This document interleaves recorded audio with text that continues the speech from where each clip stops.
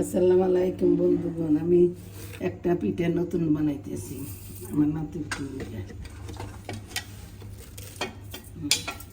কি কি দিছে এর ভিতরে? পেঁয়াজ দিলাম, রসুন দিলাম, হলুদ দিলাম, গুঁড়া মরিচ দিলাম, গুঁড়া ভাজ দিলাম, জিরে দিলাম, কালো ভাজ দিলাম,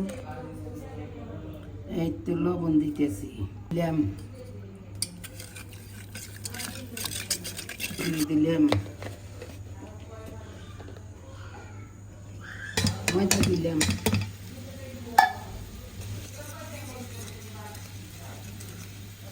মাথা উঠে গেছে। আমি কি করি? আমি উঠতে না বসে না বসাল মানুষ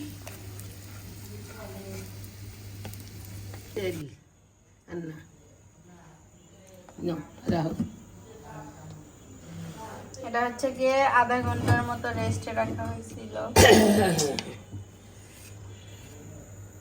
স্ট্রাকচারটা যাও নাড়িতে যাও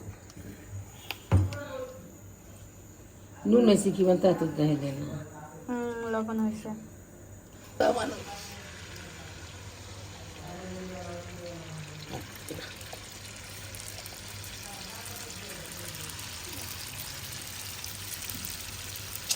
এবার এটাকে ঢেকে দেওয়া হবে।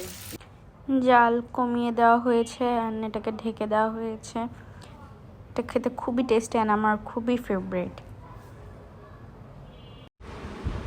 পিঠা উল্টিয়া দিম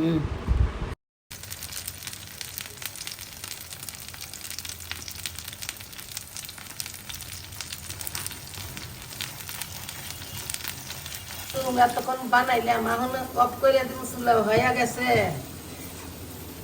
আমরা খামু, আপনারা থেকে দেখেন। ভালো থাকি না, বুড়া মানুষ পাক করছি, কি করবো। মধু মধু মধু খুব মজা লাগবে। হ্যাঁ রে, মজা লাগে। শেষ কিন্তু সাত কমা সাত করে বানাচ্ছি, বুড়া মানুষ বিশ্বাস হয় না।